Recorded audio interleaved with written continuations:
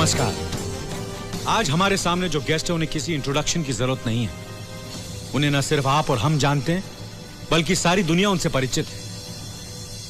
नमस्ते। नमस्ते सर, हर बार चुनाव में आने वाले मुख्यमंत्री हमारी समस्याओं को हल करेंगे यह सोचकर जनता अपना वोट डालती है, लेकिन हर बार उसे निराशा होती है, उसके साथ धोखा होता है। आपके राज में भी ऐसे ही हो रहा है, क्यों सर? लगता है तुम अपने स्टूडियो से बाहर ही नहीं निकलते हो। आज महाराष्ट्र के हर घर में कलर टीवी और हर गांव में डिश एंटेना है।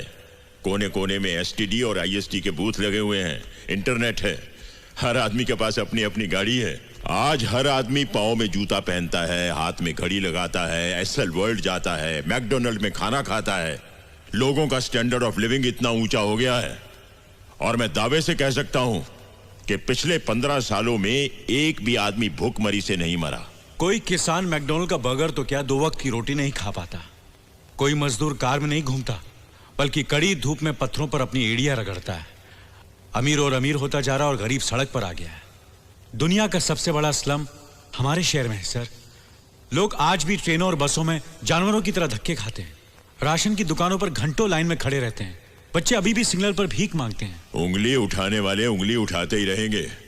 तुम्हें मालूम है, मेरे सीएम बनने के बाद स्टेट में पढ़े लिखों की संख्या 64.8% हो गई है। केरला और मिजोरम में 90% है। इंडस्ट्री के मामले में महाराष्ट्र नंबर 1 है। क्राइम में भी नंबर 1 है। अब सिर्फ 35.8% लोग गरीबी की रेखा के नीचे हैं। पंजाब में 11.7% उसके नीचे। और आज भी यहाँ गांव में एक आम आदमी की एवरेज इनकम सिर्फ 3 रुपया प्रतिदिन है। मिस्टर शिवाजी राव, पहले अपने आंकड़े साफ करो और फिर बात करो।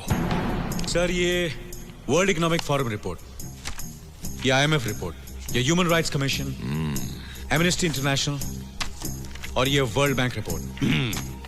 वर्ल्ड बैंक का कहना है सर, जो कर्ज उन्होंने आपकी सरकार को दिया था वो पब्लिक तक पहुंचा ही नहीं।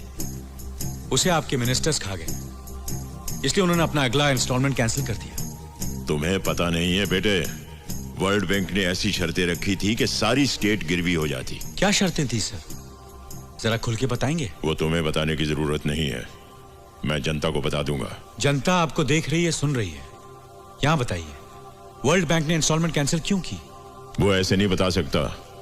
पूरा पुलिंदा है 1000 पन्नों का। एनेक्स्चर ABCD करके 18 सेक्शन है। सेक्रेटेरिएट में मिलता है। 15 रुपए खर्च करके ले आओ और सबको सुनाओ। अगला सवाल। सर, पॉलिटिक्स में आने से पहले आपका फैमिली बैकग्राउंड क्या था? हमारा परिवार बहुत गरीब था। हम लोग खेती बाड़ी करते थे। अभी आपकी तनख्वाह कितनी है? क्या? सैलरी, तनख्वाह? सब काट कर कोई 18,000 रुपए होगी। यानी एक साल में 2,16,000, यानी आज तक की आपकी कमाई 20-25 लाख रुपए से ज्यादा नहीं हो सकती। फिर भी आपके पास 500 करोड़ रुपए की प्रॉपर्टी है, वो कहां से आई सर? अरे बाप रे, ये तो धोती खोल रहा है। सब बकवास है। तुम्हें जानना है मेरी प्रॉपर्टी के बारे में तो जाओ कोर्ट में केस करो। वहां आकर बताऊंगा कि मेरे पास क्या है। केस? वैसे ही कोर्ट में 14 लाख केसेस हैं जो 15 साल से चल रहे हैं। हर्षद मेहता का केस अभी तक चल रहा है। बॉम्ब ब्लास्ट वाले बाइज्जत बरी हो गए। एक औरत का रेप केस, जब उसका नंबर आया तो उसे मरे हुए 5 साल हो चुके थे और आप कहते हैं केस करो। ये याद है सर? हाँ, देखा है कहीं। ये आपका इलेक्शन मैनिफेस्टो है। ओह हाँ, याद आया, मैंने ही तो छपवाया था। हम जाति और अपराध रहित समाज की स्थापना करेंगे। समाज में कानून और व्यवस्था लाएंगे। औरतें फिर से सड़कों पर खुलेआम चल सकेंगी। घर घर में बिजली, पानी, राशन होगा। पूरी शिक्षा मिलेगी। महंगाई जाएगी। खुशहाली आएगी। वो खुशहाली आएगी की बजाय जाएगी छप गया था। मैंने उसे ठीक करवाया था, मुझे याद है। ये सब हुआ है? क्यों नहीं हुआ है? आप कहते हैं कि कानून और व्यवस्था लाएंगे, लेकिन उस कानून की धज्जियां उड़ाने वाले ही आप हैं। जातिवाद को बढ़ावा देने वाले भी आप हैं। ऐसी बातें करके तुम मुझे भड़काना चाहते हो क्या? मैं आपको भड़काना नहीं चाहता। मैं सिर्फ चाहता हूं कि लोगों को पता चले कि सच्चाई क्या है। ये देखिए। और पूरे राज्य में चक्का जाम करवा दीजिए।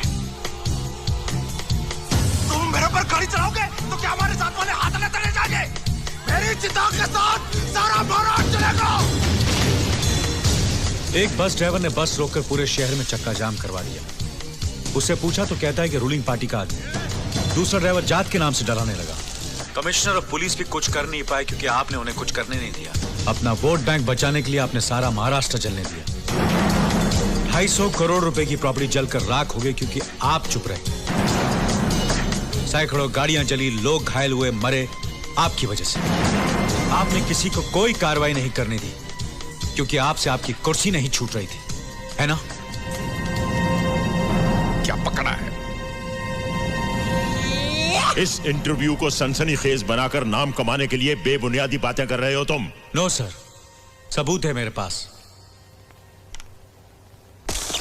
उनमें से एक ड्राइवर मेरी पार्टी का है और दूसरा उन जात वालों का है जिन्होंने मुझे इलेक्शन में जिताया है, और वो स्टूडेंट्स हैं जो इलेक्शन में हमारा काम करते हैं। अगर इनमें से किसी को भी हाथ लगाया तो हमारा सपोर्ट चला जाएगा। No arrest, no tear gas. वो चिल्लाते हैं तो चिल्लाने दो। पहले चिल्लाएंगे, बाद में थक जाएंगे, फिर भूल जाएंगे। कुछ बसें जलती हैं तो जलने दो, दुकानें लुटती हैं तो लुटने दो। मैं 2-4 को पकड़कर एक। अब बोलिए सर, जनता से ज्यादा आपको अपनी कुर्सी प्यारी है ना?